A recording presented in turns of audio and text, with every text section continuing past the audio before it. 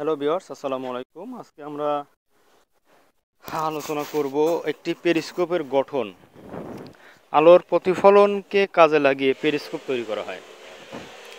তাহলে পেরিস্কোপ তৈরি করা হয় কিভাবে? আলোর প্রতিফলনকে কাজে লাগিয়ে। পেরিস্কোপ তৈরিতে দুটি সমতল দর্পণ প্রয়োজন। প্রথমে একটি লম্বা সরু টিউবের দুই প্রান্তে সমতল দর্পণের দুটি ফালি স্থাপন করতে হয়। দর্পণ দুটিকে টিউবের দেয়ালের সাথে 45 ডিগ্রি কোণে স্থাপন করা হয়।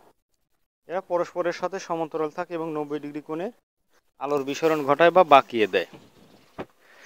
আলো এসে প্রথম দর্পণে প্রতিফলিত হয়ে দ্বিতীয় দর্পণে পড়ে, আবার দ্বিতীয় দর্পণ থেকে প্রতিফলিত হয়ে আমাদের চোখে এসে পড়ে এবং সেটা আমরা দেখতে পাই। তো এভাবে আমাদের এই পেরিস্কোপটা তৈরি করা হয়। তো বন্ধুরা, আশা করি এই পেরিস্কোপের এই গঠন সম্পর্কে যে ভিডিওটা, এটা অবশ্যই তোমাদের পরীক্ষাতে আসবে। এটা অনেক ইম্পর্টেন্ট একটা কোশ্চেন। আর সবাইকে রিকোয়েস্ট করবো, যারা আমার চ্যানেলটাকে এখনো সাবস্ক্রাইব করো নাই তারা অবশ্যই চ্যানেলটাকে সাবস্ক্রাইব করবো। আল্লাহ হাফেজ, আসসালামু আলাইকুম।